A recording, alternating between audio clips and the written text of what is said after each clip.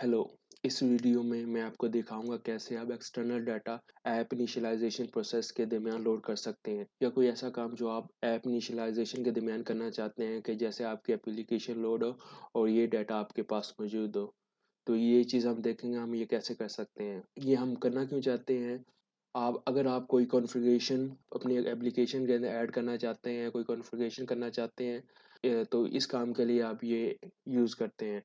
और दूसरा ये कि आप app string, language, title, static text जैसे कोई बटन का टाइटल या कोई स्टैटिक डाटा जिसको आप लोड करना चाहते हैं, जिसको आप किसी एपीआई के ज़रिए लोड करना चाहते हैं जब आपकी एप्लीकेशन इनिशियलाइज़ हो रही हो। तो आप चाहते हैं कि ये मेरी लैंग्वेज चेंज हो जाए।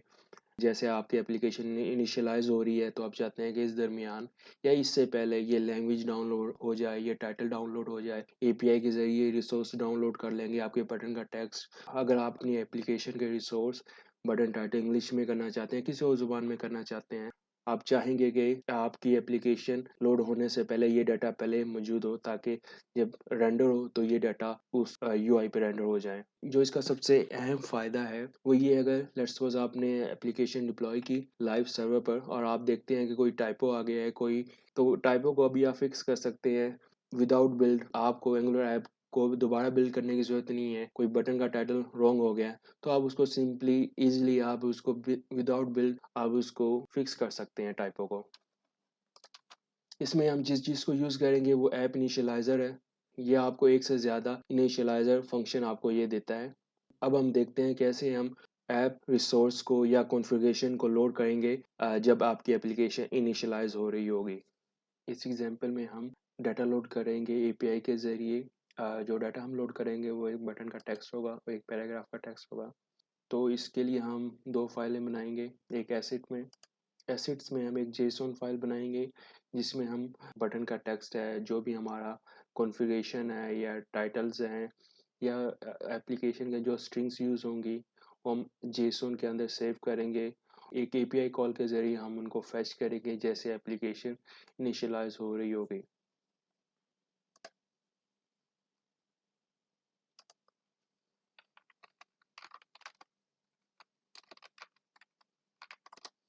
एक हम इंटरफेस बनाएंगे ताकि जब हम इसको यूज़ करें तो हमें इंटेलिजेंस मिलती रहे।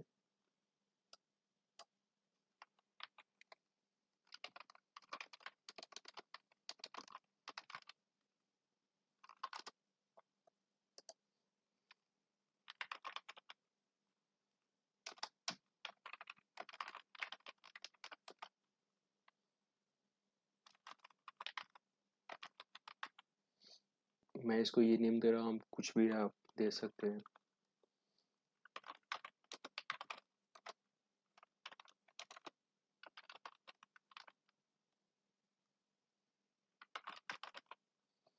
ये 2 प्रॉपर्टी मैं जेसन फाइल में भी ऐड कर दूंगा।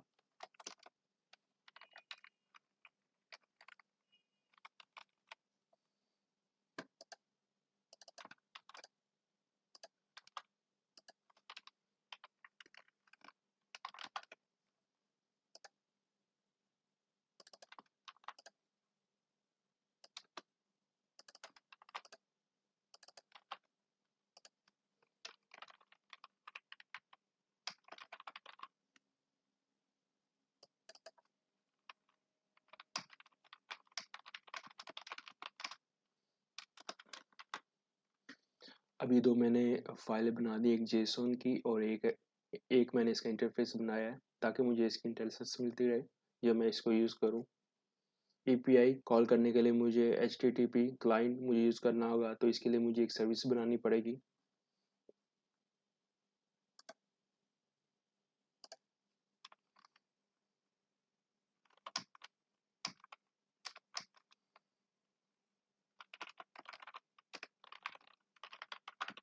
तो ऐप स्ट्रिंग लोडर के नाम से मैं एक सर्विस बना लेता हूँ।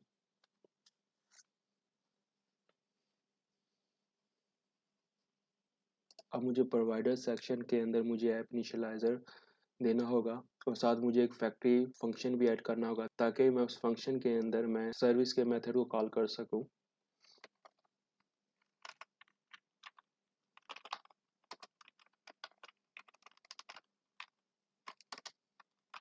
इसमें मुझे एक फंक्शन फैक्ट्री फंक्शन का नेम देना होगा।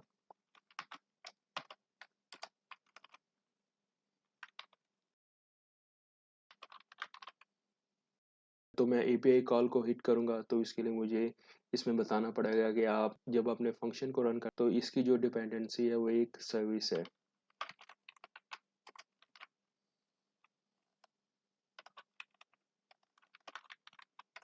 तो मुझे इस फंक्शन को ऐड करना पड़ेगा।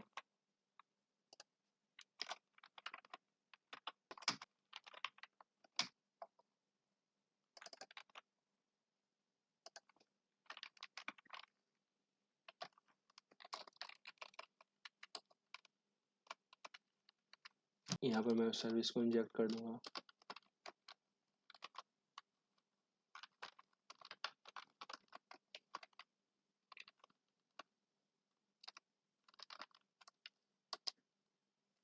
तो अब मैं एक फंक्शन ऐड कर लेता हूँ जिस फंक्शन के ज़रिए मैं उस एपीआई कॉल को हिट करूँगा। तो इसमें मैं एक लोड का फंक्शन बनाऊंगा। ये फंक्शन एपीआई को हिट करेगा और एक रिसोर्स फाइल का डाटा गेट कर लेगा। मैं HTTP क्लाइंट मॉड्यूल को इंपोर्ट कर लेता हूँ।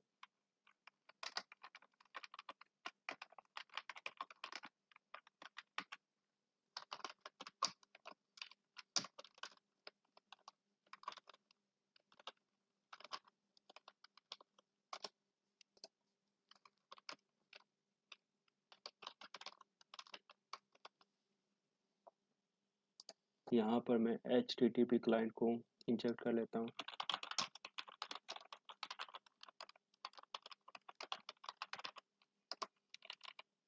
मैं चाहता हूँ कि ये वाला फंक्शन है सिर्फ एक दफ़ा लोड हो एप्लीकेशन में। अगर यूज़र कोई बाद में कहीं पर जाकर इसको लोड करे तो ये दोबारा ना लोड हो, क्योंकि ये एक दफ़ा लोड होगा तो इसको दूसरी दफ़ा लोड करने का कोई फ़ायदा नहीं है। ये सेम डाटा को ही फैच कर कर लेकर आएगा। अगर आप अपनी रिक्वायरमेंट के हिसाब से चाहते हैं कि दोबारा इसको लोड करना चाहते हैं वो भी आप कर सकते हैं।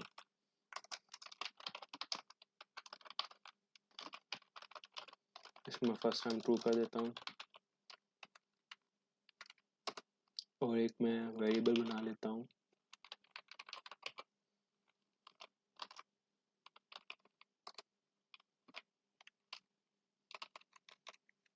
इसको मैं नाम दे दूंगा कॉन्स्टेंट्स का।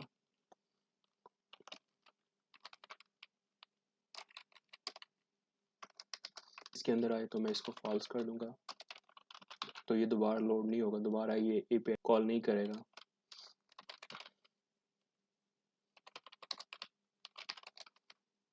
फाइल का पाथ देना होगा जो एसिड्स फोल्डर में मौजूद है।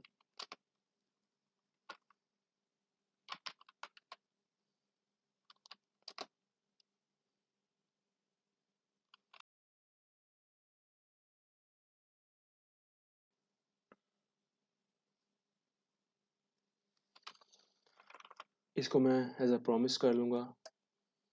अगर आप ऐप इनिशियलाइजर में जो फैक्ट्री मेथड यूज़ करेंगे उसमें अगर आप प्रॉमिस दे देंगे तो तब तक रिजॉल्व नहीं होगा, तो ये इनिशियलाइजेशन प्रोसेस कंप्लीट नहीं मार्क होगा।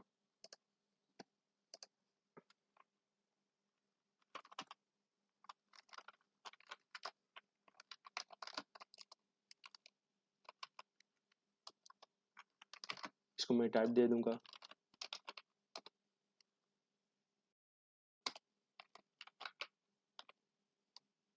इसमें मैंने एक एपीआई कॉल की है और जो कि यहाँ से डाटा को गेट करेगी। तो इसमें आप कोई भी यूआरएल दे सकते हैं।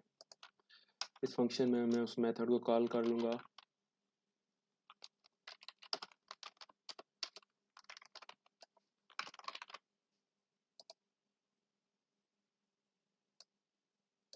इसमें मुझे मल्टी ट्रू करना होगा।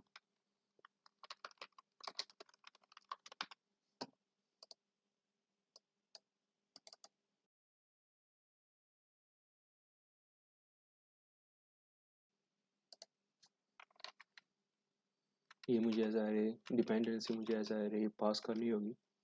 इसमें आप मल्टीपल डिपेंडेंसी ऐड कर सकते हैं।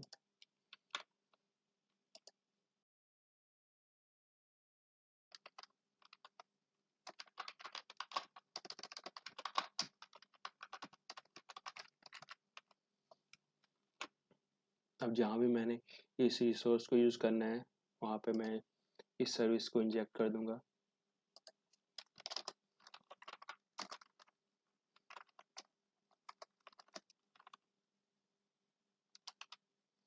तो यहाँ पे कांस्टेंट और कांस्टेंट के अंदर ये मुझे देखिए इंटेलिजेंस मिल रही है। तो ये जो मैंने इंटरफेस ऐड किया है उसका फ़ायदा ये है,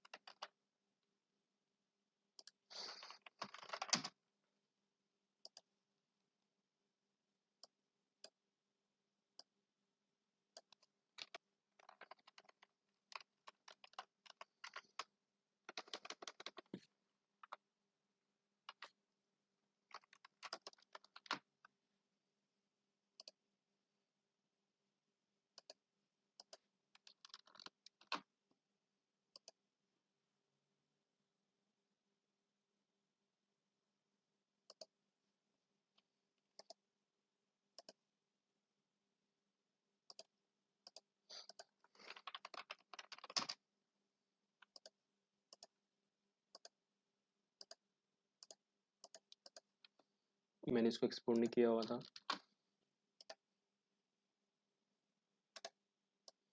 एरर देख लेते हैं क्या है।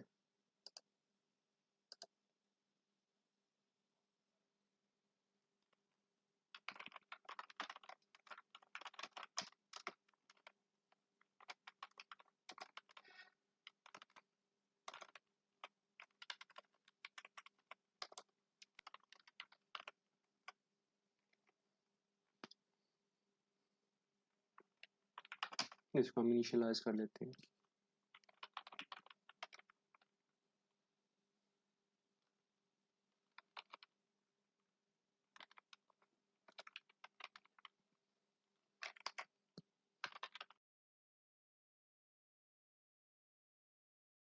इस कांस्टेंट को हम ऐसा गेटर बना देते हैं।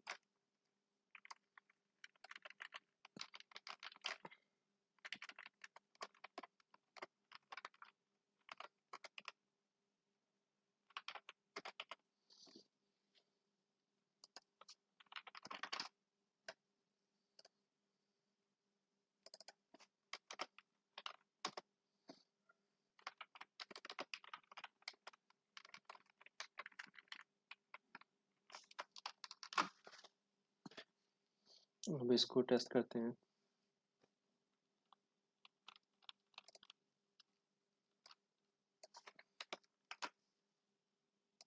तो आप ये देख सकते हैं, ये दिस टेक्स्ट फ्रॉम एपीआई ये हमने ऐप एसिड के अंदर ऐड किया था। इसको हम टेस्ट कर लेते हैं, दोबारा चेंज कर लेते हैं।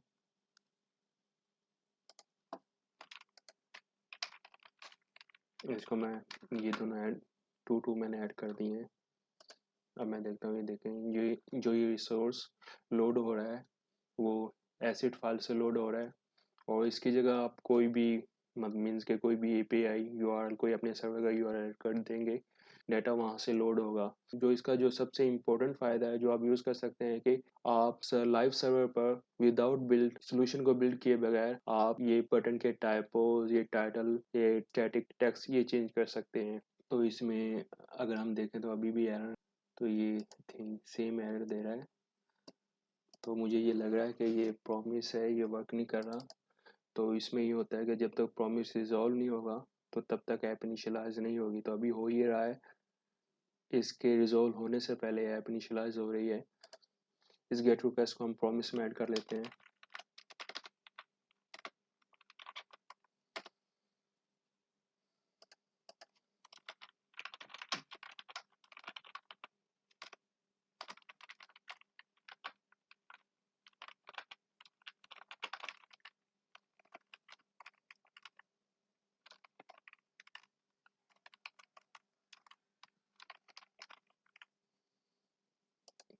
इसके रिस्पॉन्स में हम रिजॉल्व कर लेंगे, उनको पास कर देते हैं। अगर दोबारा मैं इसको रन करूं, अब आप ये देखते हैं कि जैसे ये प्रॉमिस रिजॉल्व हुआ तब जाके ऐप इनिशियलाइजेशन कंप्लीट हुई। अगर ये रिजेक्ट हो जाता तो ये क्या होता है कि ऐप इनिशियलाइजेशन का जो प्रोसेस है वो मुकम्मल ना हो पाता। Thank you.